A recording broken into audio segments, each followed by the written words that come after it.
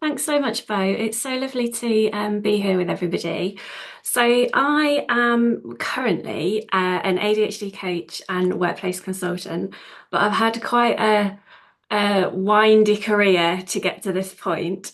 So, what things I've done include trained as a teacher, I've been a restaurant manager, worked in recruitment and operations. For a year, I had my own skincare business. And I've worked across a range of industries as well. So, hospitality, retail, advertising, marketing, property, and now obviously coaching. And I always felt like there was something a bit wrong with me, that I couldn't just stick with one thing and just do one thing. And I had parents who had been in the same job for like 20 years, and that was really kind of traditional and normalized.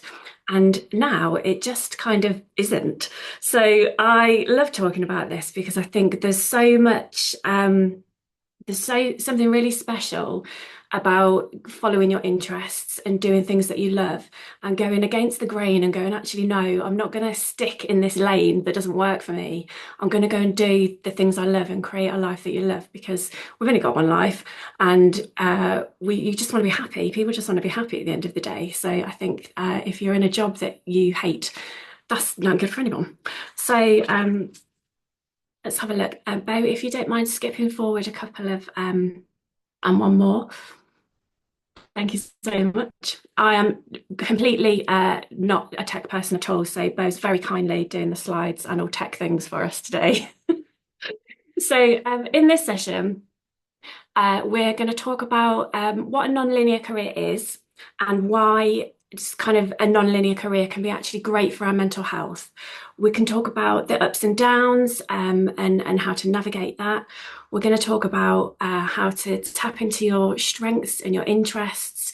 And I've got a little exercise that you do to kind of start thinking about that if you're looking to kind of change careers or looking to do something different. And how to kind of adapt and say yes to opportunities, which can sometimes be difficult for various reasons. So I always say, whenever I do a workshop like this, some things will resonate and some things won't. So take what you need and leave what you don't, and hopefully everyone will be able to take something that's valuable for them. So yes, and next slide, please, Bo. Thank you so much. So, what is a non-linear career? So, it's essentially where we go where life takes us. So, non-linear careers might mean changing jobs or job pivots. It might mean kind of taking side steps to do other things that we enjoy. It might mean changing industry. It might mean something completely different, so a complete retrain. So, although I have worked in HR for quite a long time, becoming a coach was something I kind of dipped in and out of as part of that role. But I needed to completely retrain to do that properly. So, I've had to do new qualifications. So, and I've done that a few times in my career. So, as we said, traditional career paths are becoming less common. It's becoming much more normalised to kind of go where your interests go, and change careers for different reasons. So it might be interest based or strengths based. It might be leaving a job that doesn't serve you. It might be financial. It's you often earn more money if you move jobs more often. So those change can open doors to new skills and new opportunities, and just create things that we're not expecting. And sometimes it's nice to kind of just go with that. So look at the next slide, please, Bo. Thank you. So I wondered if you might like to do a 1 minute reflection and maybe share in the chat, if you would like to, what success looks like for you, and has that changed as you've moved through your career? So we'll give you a minute to kind of think about that. I've set a timer on my side. Thank you so much.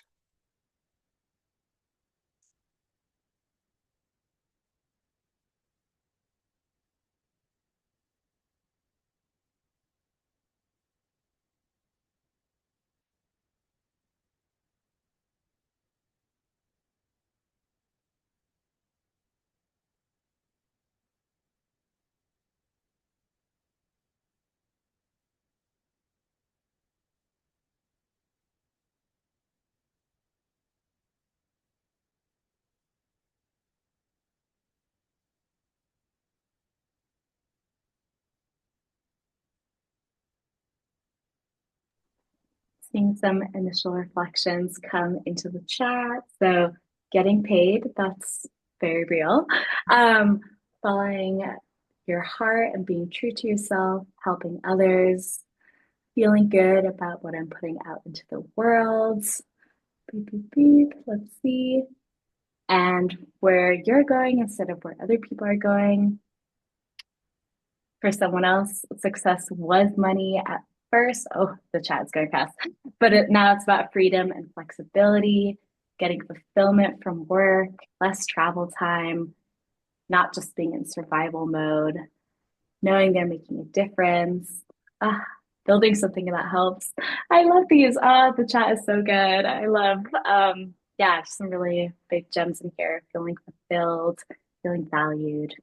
Yeah, yes to all those. I love all of those, and I can absolutely relate. Yeah, I used to really take on board what other people sort of thought of me, and felt like I needed to have this amazing job title and move up and up and up and up. And as you grow older, and as your needs and the things that you need to accommodate you change, I think your definition of success changed. So yeah, some gorgeous ones in there, lovely. Okay, let's next slide, please, Bo. Thank you so much. So one of the reasons that I love a non-linear career is that it can actually make a massive impact on our mental health. So it can reduce either changing jobs or moving jobs can help to reduce burnout and create new energy. And I think particularly for those of us who might be neurodivergent, boredom is as much of a trigger as being overwhelmed in a job. So following our interest can be really helpful to kind of keep us engaged. So it also can help to align our work with our growth. So I don't know about you, I don't know if you've ever started a hobby and you've been really rubbish at it and you've immediately thrown that hobby in the bin because you can't do it. I feel a bit like that about some of the jobs I've had. If I feel like I'm not good at it, I can't do it. So again, if we align what we do with our strengths and our interests, it's a lot easier to engage if we're doing something that we're interested in and that we're good at. And we're more likely to be good at something that we're interested in. And it can provide new challenges and perspectives. So it can help with stimulation and motivation because we're doing something new, we're keeping ourselves interested in what we're doing. So I've got another little reflection, please. Thank you, Boo. So if you maybe think about a time when you made a career change or moved from a job you didn't enjoy, or if you stayed in a job that wasn't working for you, what was the impact on your mental health? And feel free to share as much or as little as you'd like to, or just think about it for yourself. So we'll just have another minute on that.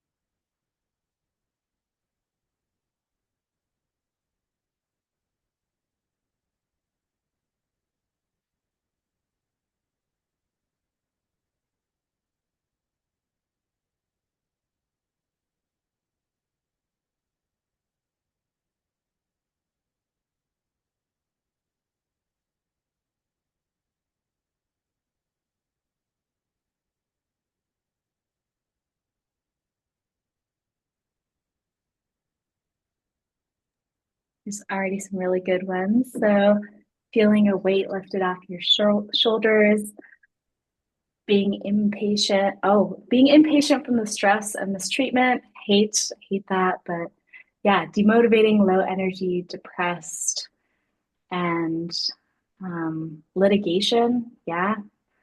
And then people feeling relief when they got out of that, and going from like low energy and low motivation to finding meaning and purpose. Yeah. Ah, I love this. I see someone just like me actually kind of make that shift throughout the pandemic. I feel that was kind of like a reset for some people. Um, Yeah.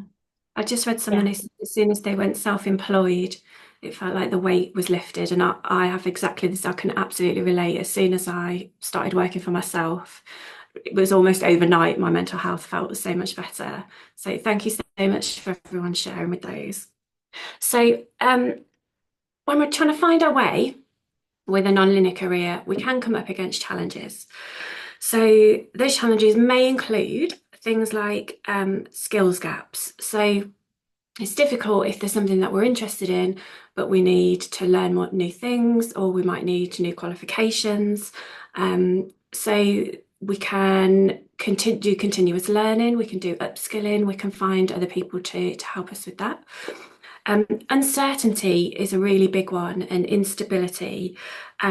So fear of the unknown can be really challenging. Challenges with transitions from either new jobs or new careers, or even just learning something, or all of those things can be really difficult. So again, finding support from either people who've been there or people within our networks can help with that. And taking your time as well. And for me especially, I'm very impatient. So once I've decided I need to be out, I need to be out yesterday.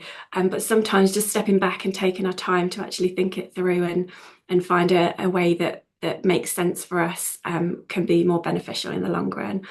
And this, I think, is a really big one, is the expectations either of ourselves or from others, that especially if we're moving to a completely different career when we might have spent a long time doing the same thing, and somebody might say to you, oh, you just, you're throwing all that experience away. Actually, I think all the experiences you have are so valuable, and if we embrace those skills and the way that they can transfer, I think that's really a really special thing. So imposter syndrome is also can also rear its ugly head sometimes. So I think in those situations, be as kind to yourself as you can. It's your life and your choices. And remind yourself of your unique strengths. Like, there's only one of you, and you're the only one that can do things the way you do them. So always remember that, and go at the pace that works for you. So if we could go to the next slide, please, Bo. Thank you. So interest-based work can be really helpful. So the power of kind of following our interests in order to sort of pave the way for careers can be around kind of things that spark our curiosity or interest. So that might mean roles, and it'll be different for all of us. So it might mean roles that are novel. It might mean something that's challenging, that's fast-paced. It might mean working independently. It might mean something that's deadline-driven. So whatever the thing is that interests you, whatever works for you, go with that.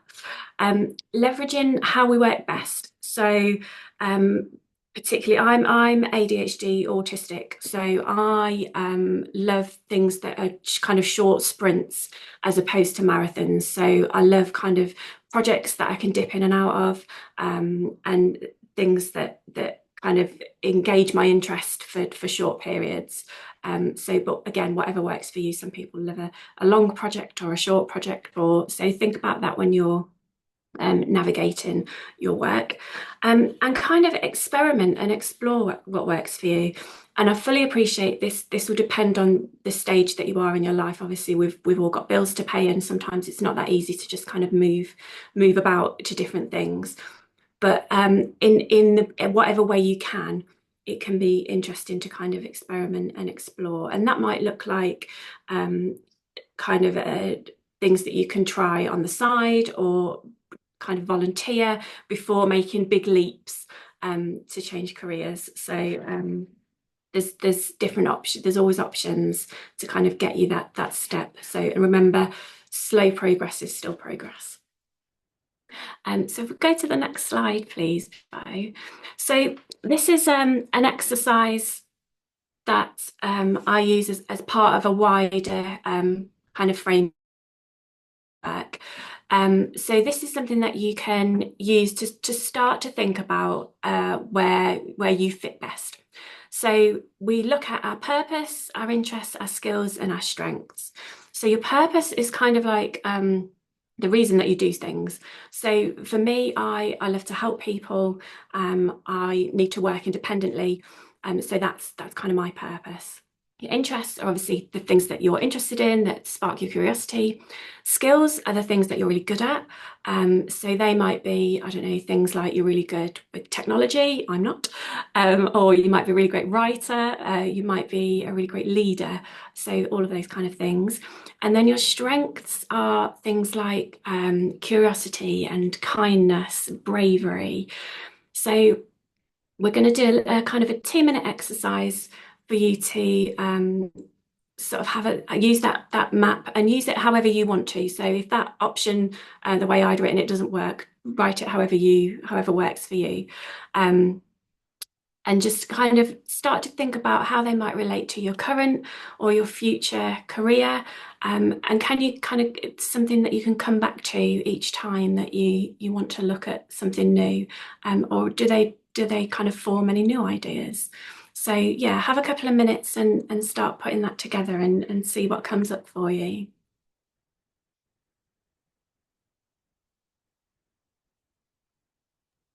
Maybe I'll stay on this for like another couple seconds and then I'll show the last slide so people see Thank you. the template. Here you go, Rachel.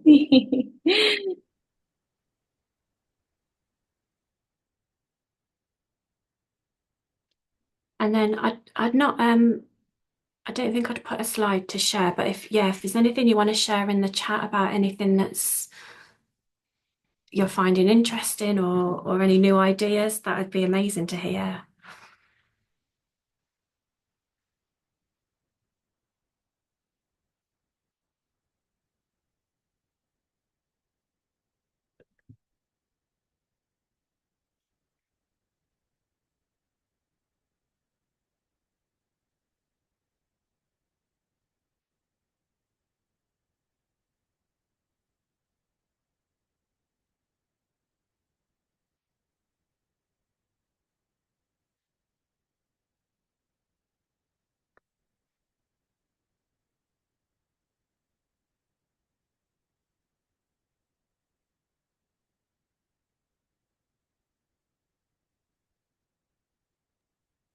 Here's another little reminder that we will share the slides after. So for me, for example, I have a really hard time figuring out what my skills are. So it helps me to like ask other people in my life. So if that is you and you completely forget anything that you've ever been good at, maybe ask the people in your life, people that you've worked with in the past, and that can kind of help with this as well.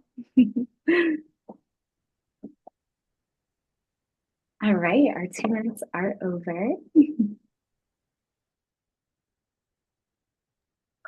Okay, Okay. and I see here some of my strengths come from an interest in technology, military service, Python, programming, CNC machines. Yes, so data analytics. Feeling like they're not good at anything. I know for a fact that is false. I am so sure that that is incorrect. Yeah, even, I mean, Allie and I were earlier talking about how, she maybe isn't like the most amazing at tech, but it's something that comes Oh, really easy to me versus, I'm sure it's the other way around for everything. So, Japanese principle of Ikigai. Ooh, there's a really good book. Would love the book. Ah, I've never heard of this principle, but please do share the book in the chat. And Kim forgot the questions, which is also a huge mood. But programming and photography, I love. I love that. So yeah, as Bo said, it's something we've just given you a couple of minutes to kind of start where you are. I do have on my website a booklet where it starts with this and goes into more detail, so that it's completely free, and is helpful to kind of go through, and has got like lists of strengths and skills to kind of prompt you as well. So that's available if anybody wants to go into it in any more detail. And those, so that we can share the link to that in the follow-up email. Lovely. So, okay. Thanks so much to everyone for sharing those. So, coming towards the end, and adapting to change can also be difficult. So these are some kind of final thoughts around adapting and the ways that we can kind of help ourselves to do that. So it's kind of about embracing change, and thinking about growth and thinking about kind of where we want to go to. Always leaning into your strengths. So I do this a lot in my coaching, where even the things that we're finding difficult, you're still using strengths to do those. So even when we might be trying to move from a career that isn't serving us to one that is, and there's a lot of bravery in that, and there's a lot of being kind to yourself in that. There's often creativity and problem solving and finding new ways of doing things. So keep that in mind, and remember like all of those good things about yourself while you're trying to do those things, and be kind to yourself, because it's hard, and life is hard, and work is hard, and sometimes things it's takes longer than we would like for us to get to where we want to go. So be kind to yourself on the way. Trust in yourself is a big one. So trust that you know you, and you know what you want to do, and maybe take some risks, and trust that you've got this. And remember, nothing is permanent. So if you make a change and it's not the right thing, or you end up in the wrong place, you can always change again. So it's never, nothing's ever stuck. You can always kind of move.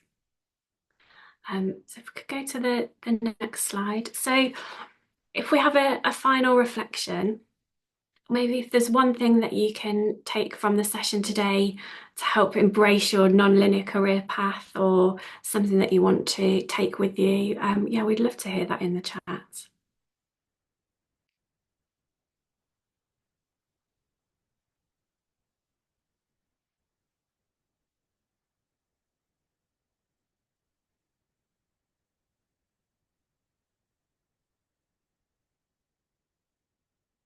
Oh, I love these. So always keep learning, trust yourself, and be bold. Love that.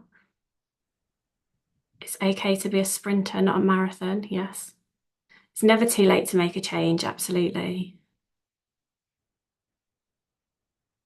It's nice to feel the support to embrace strengths and have a supportive community around you. Absolutely. Embracing sprints, not feeling like a chaotic mess. Yes, it took me a long time to get there, but I absolutely. Not to compare yourself to others. Yes.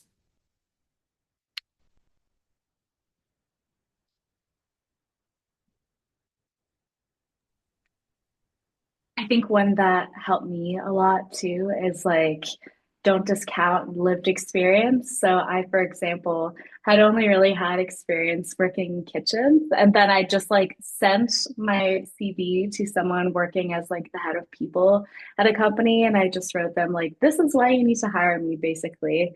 And there's a lot of skills that you learn in other fields that are really applicable across the field. So things that I learned from working in fine dining that like really helped me so much in other parts of my life. So really just like kind of sending it and like kind of letting go of that shame a little bit helped me a lot as well. Love that. I love that. Yeah, it worked. Yeah. Someone just said they hope this would be longer. I did too. So I have two modes in that I whiz through things or I talk too much. So we've just about got to half an hour, but I'm happy to answer any questions that anyone has got. So we've got time. Yes, we can absolutely stick around. We have another 30 minutes or so if anyone has questions. And then just as y'all head out, if you have to head out, just a little reminder, we have some 30% off Tiimo. I'll just make sure to include that in the email afterwards as well. But if you want to share Tiimo with any pals, any community members, you are super welcome to spread the love. And yeah, if you ever have ideas for any future sessions or anything, you can absolutely write me an email. I'm just going to slap my email into this. Here we go. And yeah, so please write me an email for any other ideas. We have some really cool events coming up for the next little bit. There's one on self-love on Monday, which feels like a really beautiful little addition to this session as well. Important principles to keep in mind. And I'm going to just English is so hard today. I'm going to stop sharing my slides so we can see Allie's face properly. But if y'all have any questions that you have, please do ask them. There is one in the Q&A. That is where you can ask any questions, anonymously. You can also just put them into the chat as well. I have a question actually to get us started. How do you balance being able to like find something that really resonates with you and like feels really exciting career-wise with like a terrible job market and like no options? How do you find that balance? Yeah. It is really hard at the moment, and I know that it's hard across sort of employed roles, self-employed roles, like everybody's kind of feeling it. So I think it goes back to just keep going and keep going just at the pace that kind of works for you. And and yeah, there's not I wish there was a magic wand to kind of help at the moment. But things that you could try if you're trying to break into something completely different, you can look at things like volunteering or new learning. So anything that you can add to your CV, reaching out to, I think exactly like you did. So reaching out to companies that you want to work for on the off chance, because a lot of times jobs are not advertised as well as we think they are. So sometimes being in the right place at the right time can help. And maybe getting support from people in your network. So from mentors. Sometimes it's who you know as well as what you know. And kind of, yeah, approach it from any angles that work for you. Yes, that's such a good reminder. I feel like oftentimes companies like don't even post jobs. They just ask their networks. So it's really also about just like sending it and just like writing an email to someone to be like, hello, you're cool. And that sometimes actually does work. Okay, I'm like digging back into the chat. Okay, so um, for those of us in a situation where they feel stuck for several months, would you suggest one thing in particular to help get unstuck? So sorry, can you say the first bit again? Yeah, if you like feel stuck in your current situation, how do you kind of get unstuck? If you've not been if you've not been working for a while, I think this one or was just generally stuck. different. I think just generally stuck. Yeah. I think for me, having writing stuff down helps. So if you're someone who is quite visual, you can kind of use that sort of mapping experience to help. If you're someone who kind of processes more verbally, find someone to talk it through with. So I think that's where things like mentoring and coaching can be helpful because it can dig into things that perhaps you're not aware of that are blocking you, or ideas that you might not have thought about. So choose whatever medium works for you, and kind of get all your ideas and your thoughts out, and kind of and maybe start to unravel. So I think that's where I'd start, and you can then see kind of what you need, what your next steps might be.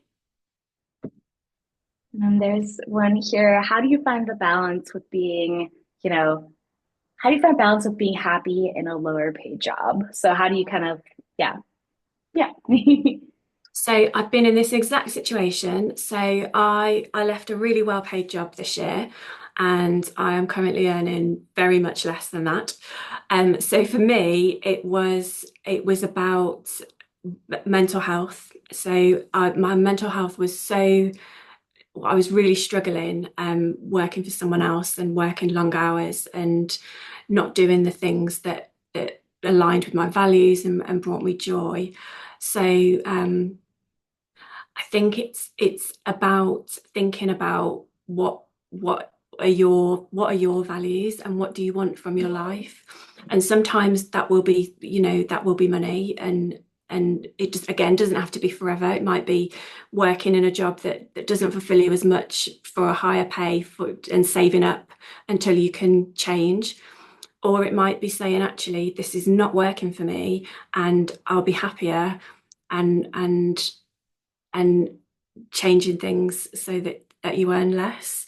I think, yeah, I think it's just about, yeah, thinking about what's important to you at that time, and it will be different at different times of your life as well. And then we're going to get to the question that you started to answer. What are your perspectives, thoughts, tips when you've not been working for a while and need to re-enter the job searching market? So again, I think looking at what your skills and experience are, what you want to do, and then mashing those together and seeing kind of where they fit. So you've always got transferable skills. You can again, yeah, look to your own network. You can look at kind of volunteering. You can look, are there any courses that might be helpful? Um, and yeah, I think that's probably where I'd start. And again, always be kind to yourself, because it's hard changing jobs at any time, let alone if you've not been there for a while. Um, you can maybe also use AI to help, so to do like practice job interviews and things like that. So there's use I'm not a tech person at all, but if there's technology that you can use to kind of help you do those things, it does all sorts of stuff, AI, so it can like check your CV and give you tips. And so there's loads of things that you can try to kind of get yourself going. And I have a lovely question here. Not a basic question to me, but is ADHD coaching a popular thing if this person doesn't have any coaches in the area and is interested? So yeah. Yeah, it seems to be definitely in the UK. I've got people in my network in Australia, and Spain. So yeah, it's definitely, I think, a growing industry. So yeah, it can definitely help to have somebody who understands the ADHD-ness of why some of this stuff might be challenging, or why we might want to change jobs often, or why we get stuck. And coaching, I've had therapy and coaching, and they've both helped in different ways. But coaching for me has really helped in terms of moving forward. So it helps you set goals, it helps you understand where there might be barriers, and helps you to kind of just with strategies to move forward. So yeah, it seems to be very popular here. So yeah, I would recommend it. If and yeah, look in your area. You need to find some people in your area. And then there's a question here that I think is good for everyone to know. If you have any questions that you feel like you can't formulate at the moment, you can write me. And then if it's something that Allie can answer for you, I'm going to make sure that it gets answered. So just write me an email. Kim, I know you already have my email, so you can just send me that and we'll make sure to get any questions answered. I know it's so real. Like I'm never able to formulate anything in the moment. So you can definitely do Yeah, that. yeah. And there's another question. Do you think it's a good idea to share that you're an ADHD with future or current employers? Right. This is such a tough question. So I've spent the last kind of 5 or 6 years working in HR, so I've seen it from both sides. Um, I think it's a really personal choice. Personally, for me, I wouldn't want to work somewhere where my ADHD and my autism wasn't valued and accommodations were not made. So I do disclose. I mean, I'm violently disclosed. So I shout about it all the time, and I do my best to make sure that people understand why we need to be inclusive. However, I am not naive to the fact that there are a lot of companies who are not as on board as they need to be. Um, so I think it's a really personal choice. I would love to say yes, and every company you apply for will give you an interview and give you the job and give you the accommodations you need. But I'm very mindful that that's not always a safe. It's not always safe for people to do that. So I think in an ideal world, yes, but obviously it depends on the company. So I would take it very much from. I'd do some research on the company that you're applying to and see what they're saying in their job adverts. Do they mention, accommodations? Is there other things on their website? Do they talk about inclusivity? Could you maybe even speak to people that already work there and find out? Have a look at reviews online, and it might be different for each time that you go to a different job. So yes, I would love everyone to disclose, and it will be a glorious, inclusive world. But yes, be safe with your own disclosure as well. And then I've struggled with job loss because of intense burnout, so my resume is disjointed. How do I explain this to employers or find employers who are more understanding? So again, I think similarly, employers who are more inclusive are more likely to be open to people who've had breaks. I've had breaks in my CV, and I've been honest about it sometimes and just said, oh, I was changing career, or I had a break to do a qualification, or there's always ways of explaining it, where if actually you don't want to go into all your personal stuff, that you don't have to. So I think always try and always employers always want everything to be all roses and lovely, so try and frame it positively, and perhaps include things that you've learned along the way. So it's absolutely okay if you've had a break to look after your mental health, and to be coming back strong and healthy and ready. And I think that's a really positive thing to be going forward with. Mm. Yes, and Francesca said it, and then someone else said it too. You're interviewing your employer, potential employer as well. And actually, for anyone who wants to put, there is the option to put a health and well-being break in your LinkedIn resume. As at least I got a really big surgery a couple of years ago that I spent some time recovering from, and I just like have that on there, and I just said like why and you know the benefit it had for me. And yeah, it no one's ever said a thing about it so far. So yeah, I think some radical honesty is sometimes really refreshing for people as well. Yeah, I love that. Mm. And then how do you market your soft or transferable skills, especially in job like listings often lead on hard skills like particular software experience? Yes. So I think it's definitely things that you can include in your CV, and also things that you can put into kind of cover letters, or uh, introduce them in a way that again frames the benefit of those things. So it's been a really long day, and language is leaving me now. So, so yeah, I think one of the things we tend to do is, if we're applying for a job, we feel like we need to tick absolutely everything. And that isn't always the case. So if there are things that you can bring, that are those softer skills, and you can explain, why they'd be amazing, and how they relate to perhaps other parts of the job role, then I think absolutely share those. Yeah, you don't always need to tick absolutely everything. And if there are things that are more sort of qualification based, and you're prepared to either start or approach kind of those qualifications, always say that as well, because we don't always have to have finished things. Sometimes employers are quite happy if you're on the way. I love the asking for the LinkedIn. I'm gonna share a screenshot in the chat, and then I'll also share my link if anyone wants to see how I did it. Um, I have a question. You've talked about networking a couple times. What if you hate networking? What if you don't want to network? How do you leverage your network anyways?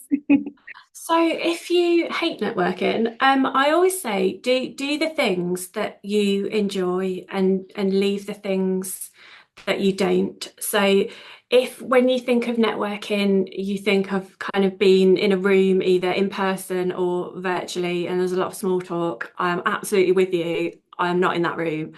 However, it could also just be reaching out by email, or having one-on-one chats if that feels more comfortable with people that you know better. Um, it could be kind of joining communities where it's less kind of worky. So, like there's ADHD communities, and sharing information and ideas through that option. Um, but yeah, I always think if there's something that you really don't like and you don't want to do it, don't do that thing. Either find a workaround or find an alternative. But there's always multiple options for things. So yeah. I'm also seeing more neuro-inclusive networking pop up, which is really nice. Because for me, at least, you will not get the best version of both in a networking event, so it's not going to be beneficial. Okay, let's see. Here's a really good one. I want to get a job in a competitive field related to my current one. I'm confident it overlaps with my skills, interests, purpose, etc. But I have trouble convincing others for networking or interviews because I have difficulty finding words quickly and I come across like I don't know what I'm talking about. Any tips? Yeah, so absolutely the same. I was so nervous to do this webinar because I in a when I need words to come, they won't. So I absolutely hear you. Um, so I think practice helps. So if you can get someone to practice with you, I find that I know that if I did this webinar again, I wouldn't need my notes as much because I've done it a few times. So practice helps. Um, Asking for some accommodations and trying to honour your needs. So if you need more time, or if you need questions in advance so you can kind of prepare answers. If you can answer in a different way, like in an ideal world, my accommodations would be like everything on email. Um, so I appreciate not all employers will go for that, but ones that are open to inclusivity might. Um, so there's definitely options to kind of support you. Take notes with you. Remember that if you're in an interview, it's okay to say, I just need a second. You don't need to answer straight away, like kind of compose your thoughts and come back. But yeah, I hear you. It is difficult, especially when you're very capable, but just the words won't come. So yeah, I hear you because I do it all the time. So yeah, so some of those things may work. Thank you, Jen, in the chat. That's very nice. Okay, I have been wary of turning a hobby interest into a career, mostly because I don't want to turn my hobby into something that could potentially turn it into a source of burnout and losing that hobby in the process. Ah, yes. Is there anything you can recommend to prevent that from happening? Mm. So I did this exact thing. So during lockdown, I decided, so my hobby was making organic skincare, and I started a full limited company. Never done this before. I had to get all my skincare like accredited and checked and opened, and so I started this whole business. And within 2 years, I hated it because it had taken something that I absolutely loved, and I used to make gifts for friends and all of these things, um, to something that was just it was so stressful. So I think I think the key is to think about the things that you love about it and the things that you'd be happy to do forever, alongside the things that you would also have to do that you might not enjoy. So for me, I don't like social media. I'm only on LinkedIn. I hated being on Instagram all the time. I was rubbish at newsletters. I was rubbish at marketing generally. And I'd not really considered that I'd have to do all of those things. Accounting, can't do that. So, so all of those things ended up meaning that by the end, I didn't even enjoy making the skincare anymore. I was just like, oh, I'm so sick of this. So I think if you're able to at the start, think realistically about all of the things that doing that thing for a job would entail. And if you're happy with kind of like 70-80% of that, or if you can outsource the things that you don't like, that can help, so that you can do the thing that you love, but you don't have to do all the things that you're not so good at. And I think it's really hard when you're doing something that's your own business, because especially at the start, you're wearing 15 hats and we're probably good at 7 hats. So that would be my advice. So don't not do the thing. Like if you've got a dream to do the dream, go and do the dream, but just take a step back before you jump in with a limited company that needs heavy accounts, and heavy marketing and money. Before, yeah, and have a plan. So have a plan and outsource anything that isn't going to work for you. And then when one is struggling to climb up the ladder, i.e., getting promotions, would horizontal movement within the organization be more advisable, or should you find a role externally? And that's asking you in the eyes of a former corporate HR staff. Put that down. So I think either option actually. If you're in a company that you love, and I have done this. I've stepped sideways. So I kind of stepped sideways in order to get into HR. So I stepped from an ops role into a more admin ops role into HR, and then did some qualifications along the way. Yeah, if you're in a company that you love and you like the culture and the people are nice to you and your mental health is good, a sidestep isn't the worst option at all. You'll learn new things, it'll keep you engaged, and you're still in a company that you like. But obviously make sure that there is potential for you to move up in a different department, perhaps. If it's somewhere that you're not loving so much, or you've been passed over a lot, and actually that's breeding kind of resentment, and you're not getting the best of yourself, then maybe it's time to move on. Maybe look at both options and weigh it up. Yeah, it's always whatever's the right option for you, but I think both of those options can work in different circumstances. And then regarding networking, I'm really trying to expand my network. And for example, reaching out to my old supervisors to get some feedback from them. They haven't responded. Any suggestions, since it feels like it'd be good to verify their experiences? I think that's a tough one, isn't it? Maybe I'd ask again in case it's disappeared, and like people's inboxes are busy, aren't they? Um, and otherwise, are there other people in the organisations that you've worked in that could maybe help? Or other people in different areas of your life, like that? I think they're the only options. If somebody's not going to reply, that is extremely rude. So so yeah, perhaps leverage other parts of your network. And then I see here, any advice on finding inclusive employers?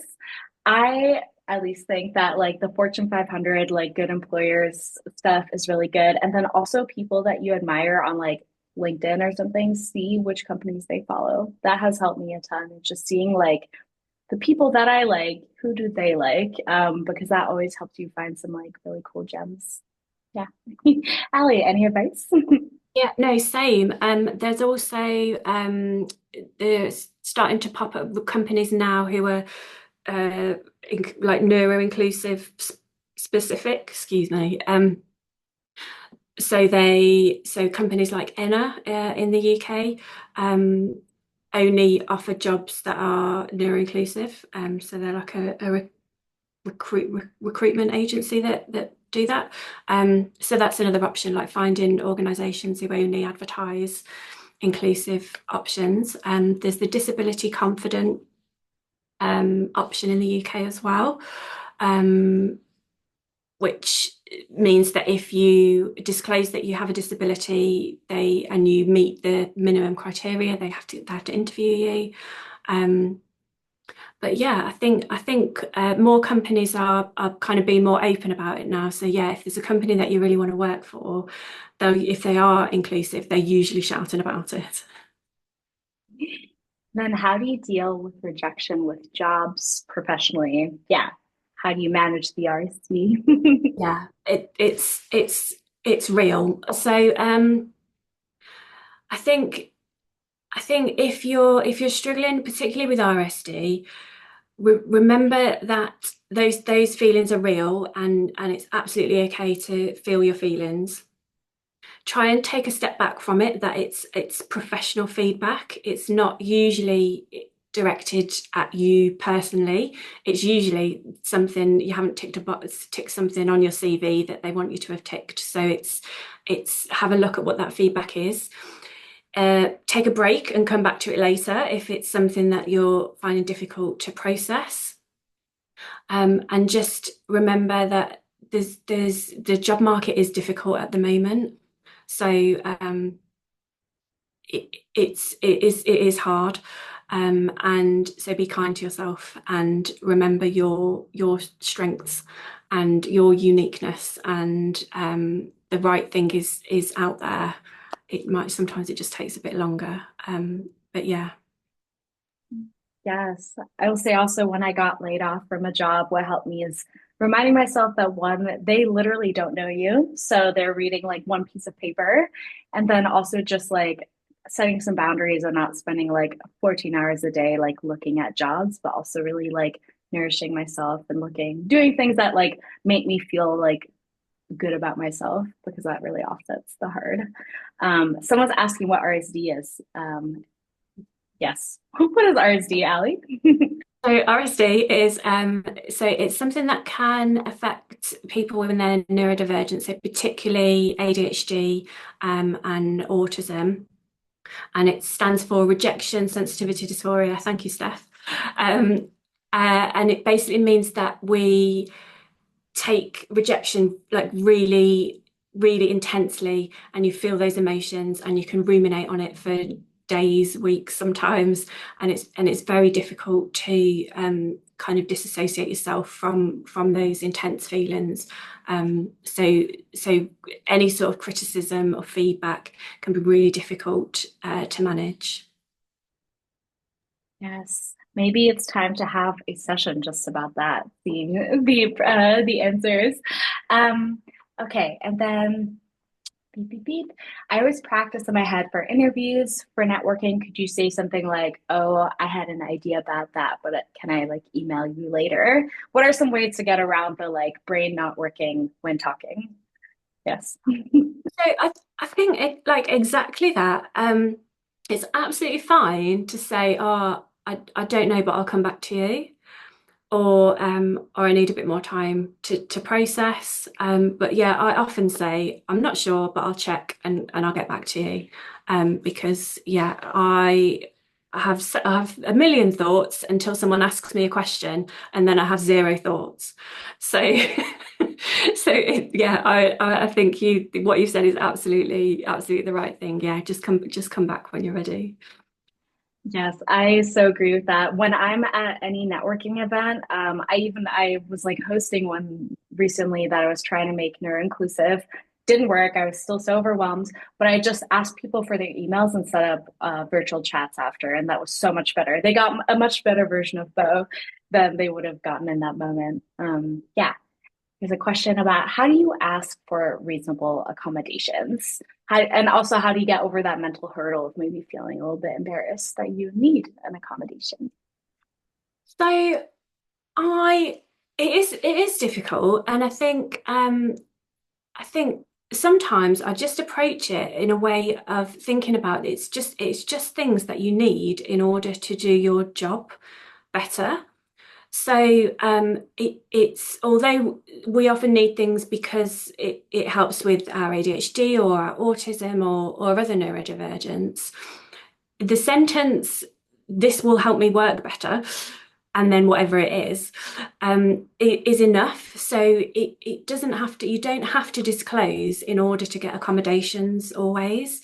So I work best when I can write reports in a room by myself and no one comes in. Or I work best when I can have a day from home to work on my admin.